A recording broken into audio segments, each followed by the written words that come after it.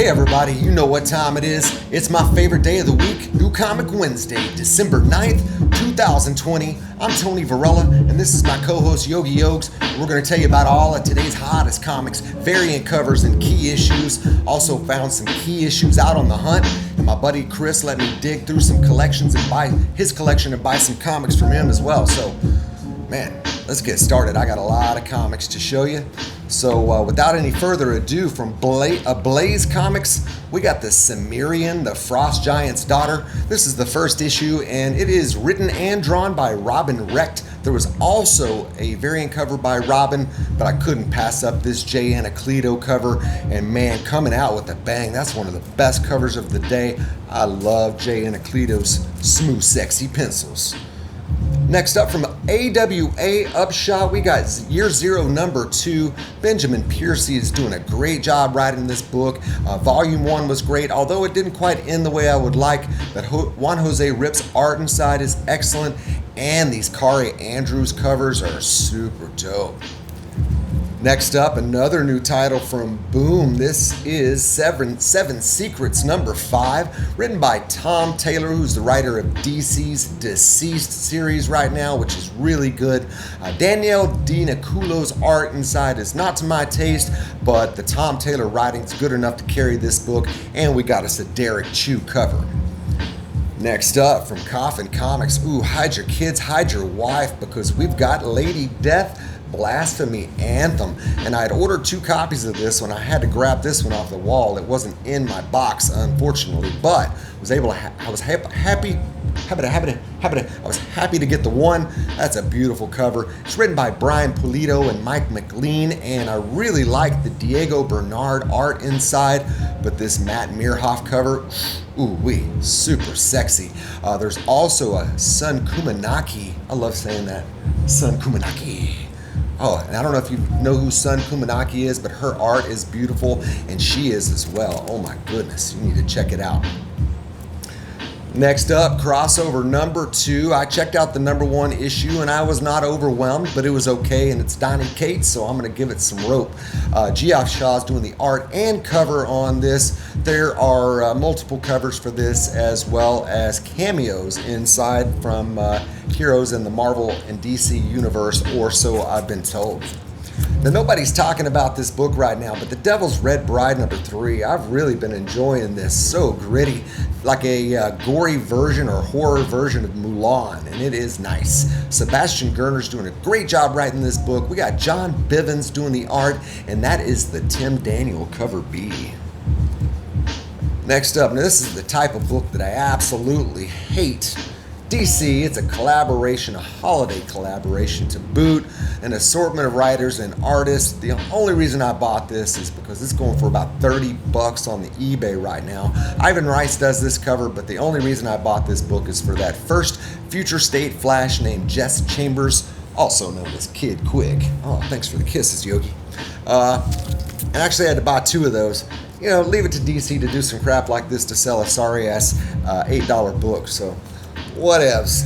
Definitely want to get in on all those Future State characters, and I know a lot of people are holding out, man, but don't wait too long. A lot of times these books are really good, and it seems like DC's kind of saving their ammunition for this Future State, because the titles recently have been subpar at best, and that's all the DC I've got for you today, except for this last week's book, which is Batman 104. That's the Jorge Jimenez 1 in 25 design variant, and this series has been absolutely dope. If you don't know that, if you're not on that, I don't know why you're collecting comics.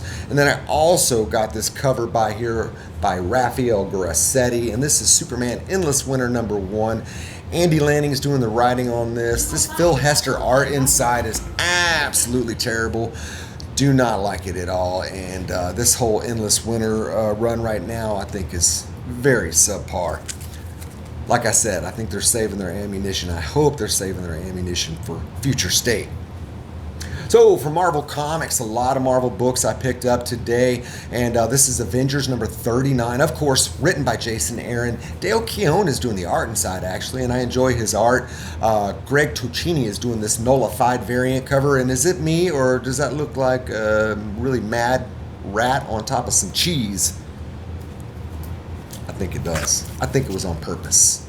Next up, Conan the Barbarian, number 17. This is written by Jim Zub. Robert Gill's doing the art inside, which is okay art. I really got it for this EM Gist cover. A lot of just strictly cover buys. I didn't buy a lot of books for the stories this week, but still was able to stay under my budget, but I still spent a lot. This EM Gist cover is it's depicting the new sword from Conan. I think it's called the Dragon's Tooth or something like that. I was thinking or hoping that it was the first appearance, but he's got that sword right out the gate. So anyway, this EM Gist cover is super dope, and I think it kind of lends to the fact that this sword has some sort of demonic or evil influence on the wielder of said sword. So we'll see how that goes. Another cover buy right now from Ryan Brown, one of my favorite new artists. Holy crap. And he's doing the Gwenom versus Mary Jane Carnage next week too, so be sure to grab that. And there's an In-Hyuk Lee 1 in 25 variant that I've already ordered. I think that thing's going to be hot, so you better get on it while you can. Although this book is written by Al Ewing, which I normally enjoy his work, I have not been enjoying this title. Juan Cabal's doing the art inside, and it's decent art, so maybe this book will, maybe this cover will get me back on the Guardians of the Galaxy run, but the new lineup is really kind of boring. Spider-Man number 5. I believe this wraps up the Henry and J.J. Adams written book, and man, it's been taking a long time for this book to finish up, so much that I was really gonna jump off if this wasn't the last issue. Sarah Pichelli's art is pretty nice, and we also got us an Oliver Copiel cover. There was a variant for this. It was really stupid looking, had some fat guy in a Spider-Man costume. I don't understand that, but I think it was a Marvel's X variant. Another book that I don't normally buy, Amazing Spider-Man number 54. I can't speak ill enough of Nick Spencer's writing, but we got Mark Bagley doing the pencils inside, which is pretty decent, but I strictly got it for this Gavin Golden Miles PS5. I believe this is a 1 in 10 variant, and so far I've been able to get all these video game variants, and this one is super dope, so I had to grab both of those copies. And next up, this is the reason me and Yogi are wearing our Venom shirts today. Looking sharp, Yogi. Show that off for the camera there. Ooh-wee. Like to dress my boy up. Same, yeah. Oh, yeah, dog. I love you. So Venom number 31. This book is as hot as it gets, and much like Batman, if you're not collecting this book, man, I just don't understand you. Donny Cates just killing it. Ivan Coelho is guesting in on the art. Him and Stegman have kind of been going back and forth, and this is the Coelho cover. Hey, are you trying to get my nose, dog? Oh man, he's riled up today, and I like it. He's feeling a little better, as you can probably tell, so I'm hoping to keep that going. And that's the cover B Stegman that I told you about. I believe there's a 1 in 50 or 1 in 100 sketch variant. And lastly, from Marvel, before we get into some spec books and key issues, Strange Academy number 6, and this book is super hot too, and I've been loving it. Great speculation opportunities in this book. Scotty Young's just doing a great job on the writing. We got Humberto Ramos doing the art and cover, and we're gonna get the first cover appearance of some villains called the Hollow. Boom. All right, so let's move on to some haul books. So these actually many of these I found in the actually I'm going to start with some mail call books, and this was the X of Swords Destruction. This is the local comic shop day Nico Henrichon variant, and then I got these from Unknown Comics, and these are Marco Mastrazo, and this is X-Force 13.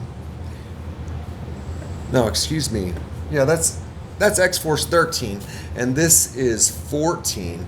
And on 13, that was the first cover appearance of Solem, which is a really cool character. I think he's going to be a big foe for Wolverine. He's got adamantium skin, so you can look forward to him and Wolverine facing off in the future. And this is the X of Swords. I believe it's, what do they call this one? I forget what they call this one.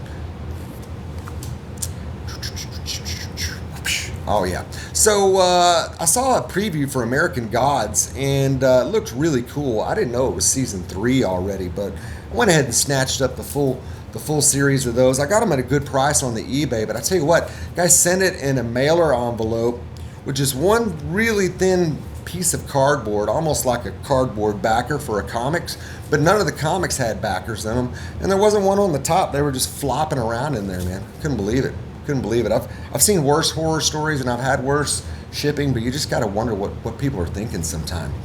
So I picked this one up at Titan Comics today, and this is a lenticular variant there, and it is an homage to the #1 issue, which is really hot right now because it's going to be the first Lucky the Pizza Dog and the Tracksuit Mafia. So if you're able to get that actual #1, that's a nice key issue to have. And there's been some photos of that TV show coming out soon, so those appearances have been confirmed, I believe. Doctor Strange 384, I got this for $3, and this one's really hot right now, going for $25 to $30. And Doctor Strange is possessed by the Void in this, and if you've been keeping up with Venom right now, you know the Void plays a pretty big role in that. And then also this new Avengers #9. The American Kaiju, this is the first appearance right there. I got this one for $3 as well, and this is supposed to have an appearance, or judging by the previews, it will have a major appearance in the Null run. So definitely some stuff you should jump on. And I was able to pick up 3 copies of that bad boy. Man, I'm tongue-tied today. I don't know what's going on. And another $3 book. This is Justice 9, and that is obviously a beautiful Alex Ross cover, and with the Shazam movie coming in the future, I think those type covers could be really hot. And this is Captain America and Hawkeye, and that's a beautiful Gabrielle Delato cover that I'd never seen before, so I was happy to pick that up at a great price. And now I'm going to go into some comics that I got out of my buddy Chris's collection, and paid about $6 a piece or so for these, and I got some minor keys in here as well. This is the first appearance of Sam Alexander, the Kid Nova, I guess. I don't know much about that character, Nova in general, but I'm hoping they'll jump out in the Marvel Universe. And this is Angela, Asgard's assassin, and this is the first appearance of her lesbian lover, Lalsa? Sira, actually, is her name. And then the first appearance of Lalsa, which is Odin and Freya's daughter. And this is a nice book right here, Edge of Spider-Verse #2. This is the third printing variant, the design variant there. And I've got the 1 in 25 Greg Land. Where are you going, buddy? You know, have a seat. I don't want you to fall off there, bud. And then I got this Todd McFarlane. This is Spawn 260. That's a nice black and white cover, and some of those Spawns are low print run. And this Josh Burns Wonderland cover, I just thought that was really beautiful. There's nothing really speculation worthy about that book other than it's nice and sexy. And then this one is a Hugh Fleming. That's a movie variant cover. I thought that was really nice. And then Once Upon a Time, this was a nice spec book. It was in development for a Dark Horse for a series or something. It's set in the 1960s, a little kind of a dark comedy sort of thing where this housewife is a assassin, and then I guess her family was getting in the way a little bit, so they decided to take her out. Bad move. That #1 unfortunately is a second print, but I'm still happy to have that nice little run there, and who knows what'll happen in the future with that. And then one of my favorite artists and one of my favorite covers is this Harley Quinn. What number is that? 57. Totino Tedesco. He does some really nice work. And then Gilliam March, who's been doing Batman on and off, is a really great artist, but she did this whole run of Gotham City Sirens. Some really beautiful covers to look at there. Kind of a real 70s Art Deco sort of vibe on these. And then we got us some Clayton Crane love, Venom Carnage #3. And I think that's second appearance of Toxin. And then Carnage #5, which is first appearance of Scorn, which is Carnage's baby symbiote, I believe.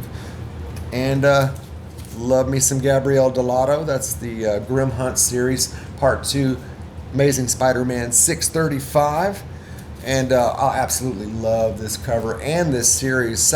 Sex and Violence X-Force. That is the second print Delato cover. That thing's absolutely beautiful, and he does the interiors on that book as well. One of the books that really got me going into comics hard. So, and Lucio Perillo, one of my favorite artists. This is Raise the Dead 2, and that is the Coppertone homage, and that one is a really hard one to find. Love that cover.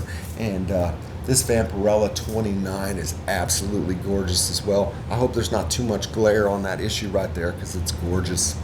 And Adam Hughes, one of my favorite artists. We got week 12 of the 52, and this is the first appearance of the second Isis. Maybe some movie spec, but I don't know. The first Isis, I think, might be the one you want, but Adam Hughes couldn't pass that one up. And I think Black Adam might get hot too with the movie coming up. And Batgirl 2, that is a beautiful Adam Hughes cover. And I got just a few more to show you. Batgirl number 3, and I think I have these already, but every time I see these Adam Hughes Batgirls, I pick them up if I can find them at a decent price. Red Sonja number 1, that one's one that I needed for my Adam Hughes collection. And last but not least, one of my favorite artists is Mike Mayhew, and he's actually autographed this one over here as well. Beautiful, beautiful issue. So I hope you loved today's comic day. I hope you remember to look down and hit that like and subscribe and that notification bell. And be sure to tell your friends, tell your kids, tell your wife where to see all the hottest comics and variant covers every Wednesday. We'll see you next time.